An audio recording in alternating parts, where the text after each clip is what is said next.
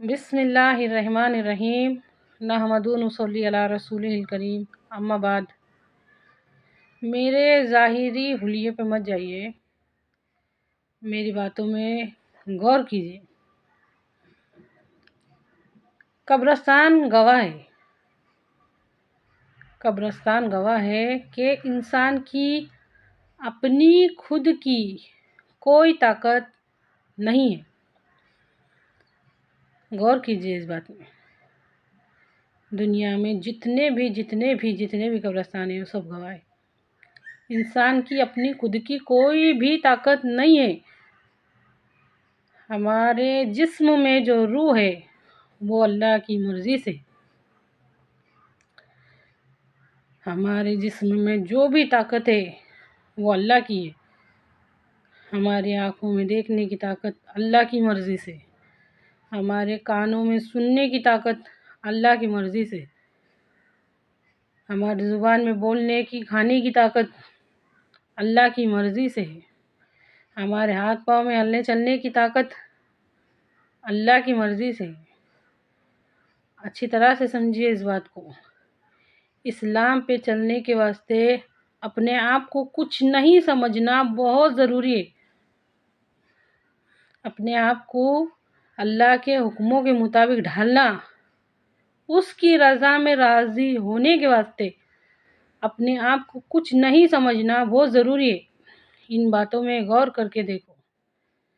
ہمارے جسم میں جو روح ہے وہ اللہ کی مرضی سے۔ اگر انسان کی خود کی طاقت یا اختیار ذرا سی بھی ہوتی، اس کا ذرا سا بھی اپنے خود کے اوپر زور ہوتا تو وہ اپنے آپ کو مٹی میں کبھی نہ دباتا۔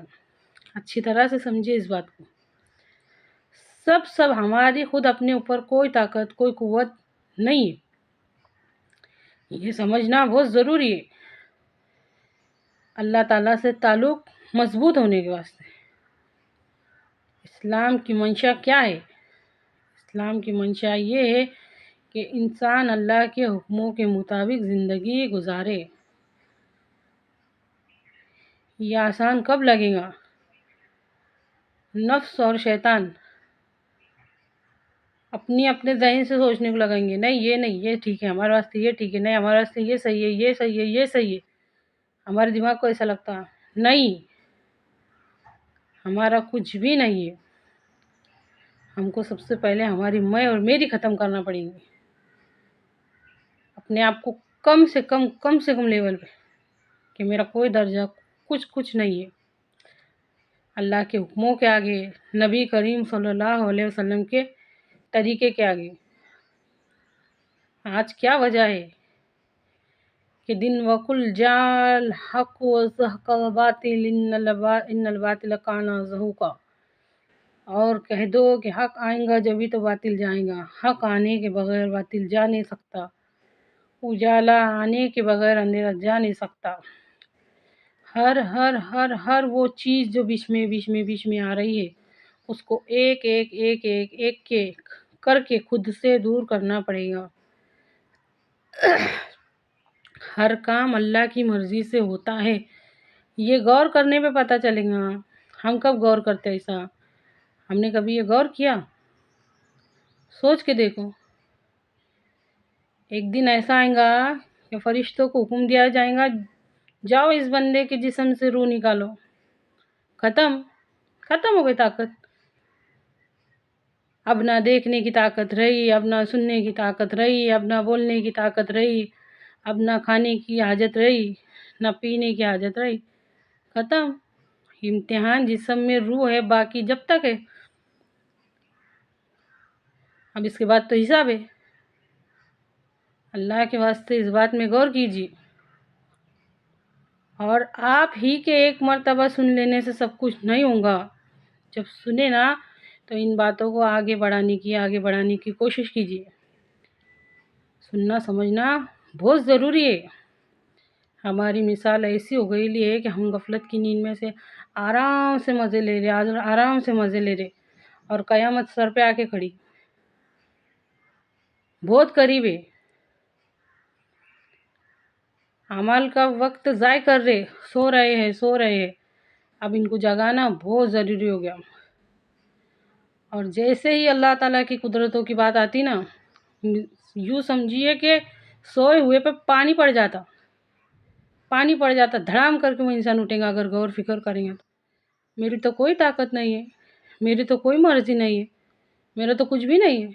अगर गौर करेंगे तो समझ में आएगा ना, हमने तुमको पैदा किया जबकि तुम कुछ भी ना थे। कुरान पाक में अल्लाह ताला फरमाता है, तुम कोई काबिल ज़िक्र चीज़ थे ही नहीं। दूसरी जगह फरमाता अल्लाह ताला, क्या तुमने अपने आप को अपने हाथों से बनाया है? और फरमाता अल्लाह ताला, क्या तुम खुद ब खुद पैदा हो गए हो? सोचो ना, सोचते क्यों नहीं? ये गौर फिक्र मामूली बात नहीं है।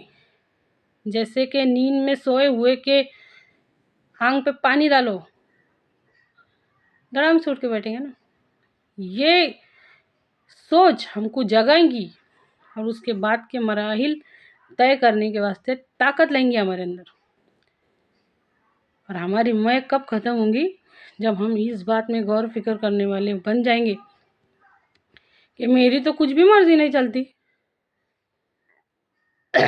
एक बार जाके कब्रिस्तान में जाके गौर से सोचो कि वो भी कभी सोचते थे, उनकी भी ख्वाहिशें थी, उनके भी अरमान थे, उनके भी घर बार थे, वो भी जीते थे। कहाँ चले गए? रहा नामो निशान।